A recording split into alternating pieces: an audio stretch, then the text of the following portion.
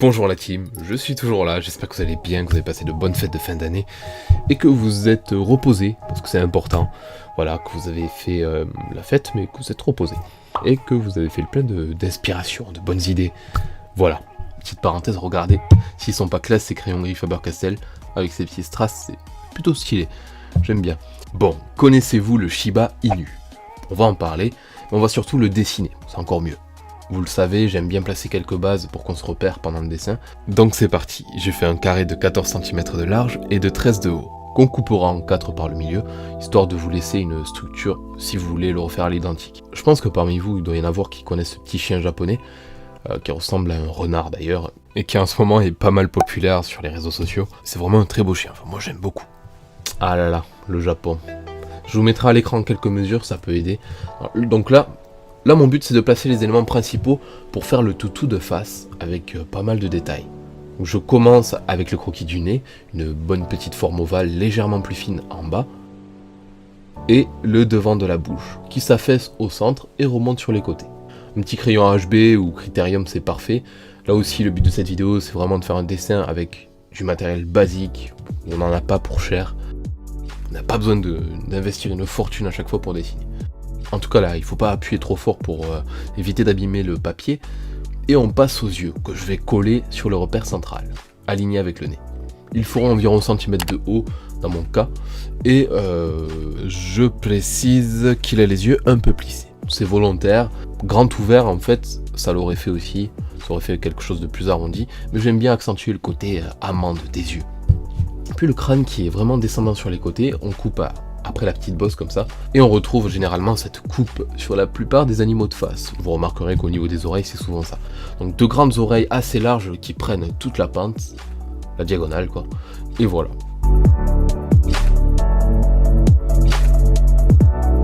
Après on descend à peu près droit, avec des coupes assez brutes. Dans un croquis c'est sympa de faire des traits assez géométriques, droits, tranchés, pour garder une bonne symétrie et une bonne cohérence dans le dessin. Et par la suite, on donnera des formes plus précises. Mais c'est bien, je trouve, d'avoir vraiment un schéma assez tranché.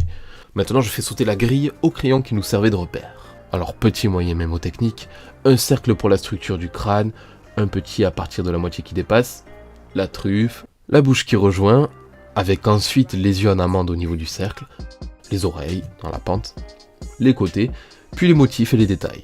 Donc c'est un moyen comme un autre de se souvenir, chacun sa façon on va dire. Dans tous les cas, si on veut dessiner des chiens en mouvement, hors portrait, c'est important de s'y pencher vraiment dessus et de passer pas mal de temps à étudier leur structure, l'anatomie. C'est de l'entraînement, c'est du temps comme tout.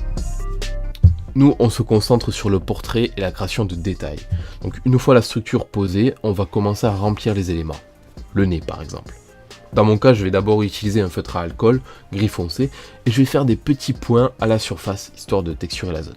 Mais peu importe les chemins qu'on emprunte, l'objectif c'est d'avoir le résultat qu'on veut à la fin. Donc le résultat qu'on veut, c'est un nez avec de la profondeur, de la texture et de la brillance.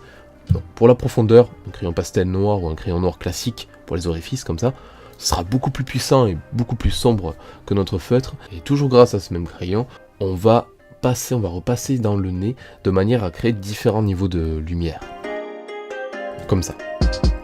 J'aime bien laisser un peu de clarté sur les extrémités et foncer les zones intermédiaires. Ça fait ressortir tout ça. Donc je repasse une petite couche de gris foncé et je laisse propre. On reviendra dessus pour les textures. Pour colorer notre ami canin, avant de faire ses poils, je fais une base de couleur sur sa surface, où les zones seront colorées.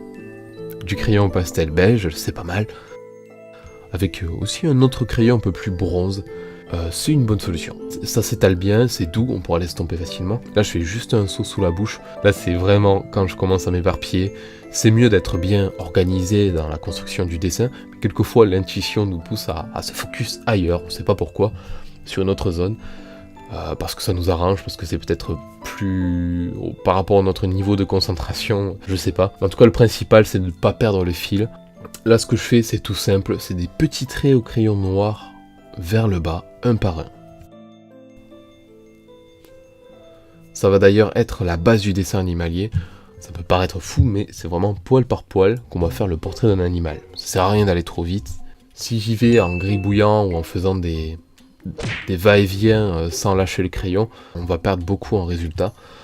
On ira lentement, c'est mieux aussi lentement, parce que si on va trop vite, on appuie trop fort ou c'est pas très propre. Pareil, il faut y aller lentement, c'est mieux. Et ça prendra forme tout seul. Mais avant, je termine mes éléments principaux.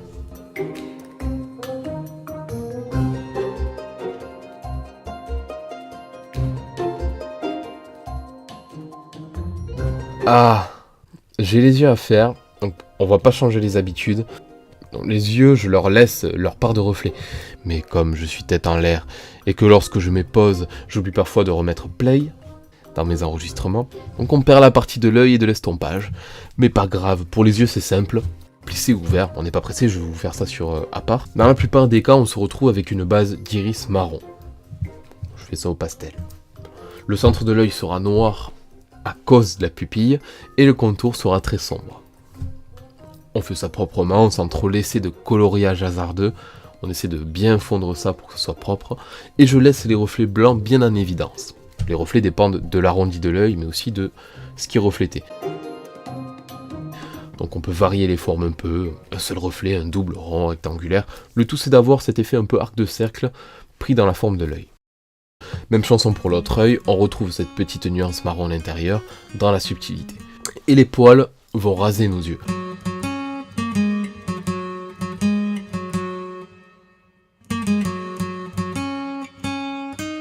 Et pour l'estompage de notre crayon beige et bronze, souvenez-vous, il n'y a pas plus simple, on étale avec du papier ou une estompe en papier, le rendu est directement uniforme. Et c'est par-dessus qu'on va créer une masse de poils. Allez, bon, je reviens là où je m'étais arrêté de filmer du coup. Là, vous voyez, par-dessus nos fonds de couleur, je vais répartir des petits traits. Mais, je le rappelle, c'est vraiment trait par trait. Et je suis un sens bien particulier.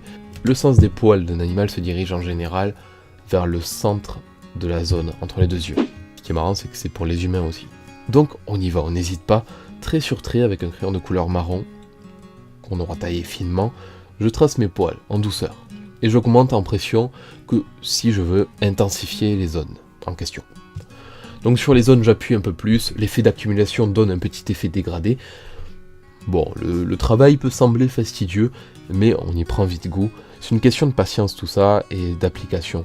Plus on taillera nos mines fines à répétition pour qu'on ait le plus possible des traits fins, plus ça prendra du temps.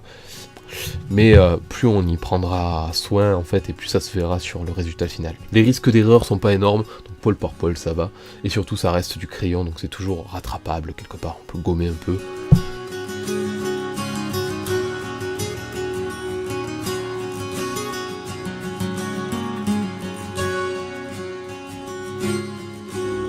Et passons tranquillement aux détails de précision. Le nez par exemple pour donner de la texture.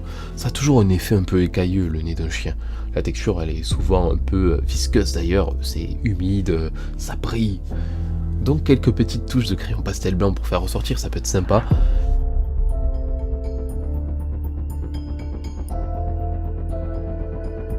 Et même du Uniball pour largement faire ressortir ce petit nez. Donc, quelques points dans les yeux en bonus. Et les moustaches noires, très importantes.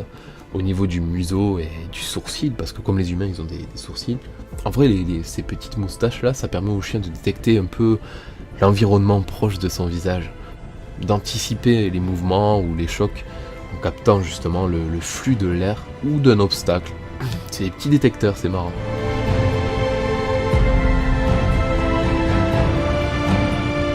Je crois qu'on n'a plus qu'à nettoyer tout ça, et il me semble qu'on a à peu près ce qu'on voulait.